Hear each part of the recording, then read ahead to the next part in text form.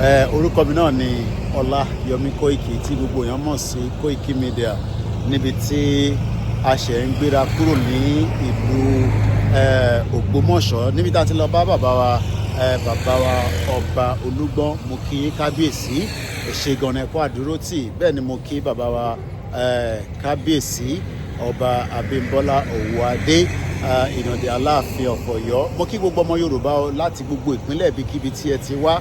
Mo kọ́kọ́ dúpẹ́ lọ́wọ́ ẹgbẹ́ Ifelodun Apapo Omo Yoruba láti orí president wọn bàbá wa Gani Alágbàlá. Bẹ́ẹ̀ ni mo kí àwa Kentos.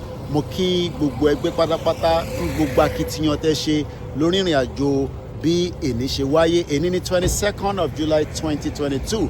Reporting for KoikiMedia on behalf of Ifelodun Apapo and also all the medias that were connected.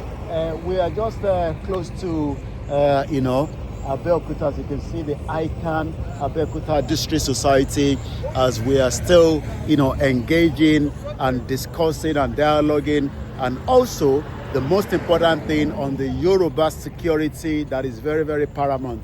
As you can tell, we want a society where many Yoruba people can travel day and night without scared, without worried that kidnappers, Fulani will attack them.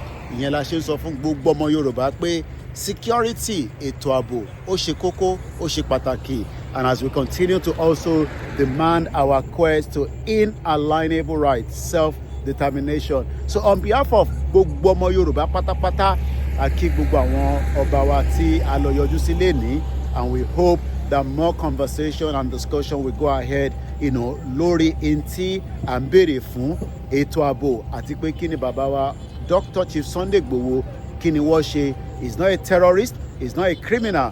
Kò sí any reason kí bàbá máa gbé ní ẹ̀yìn odi nígbà tá a mọ̀ pé wọ́n commit offence kankan. Lẹ́ẹ̀kan sí, mo kí gbogbo àwọn staff KoikiMedia, bẹ́ẹ̀ ni mo kí gbogbo àwọn tí wọ́n wà wá lọ àti gbogbo driver tó gbìyànjú láti darí wá sí ìlú Ọ̀yọ́ níbi tí ayẹyẹ náà ti ṣẹlẹ̀ lénìí. Mo kí gbogbo Ọ̀yọ́, ilẹ̀ Yorùbá ò ní dàrú.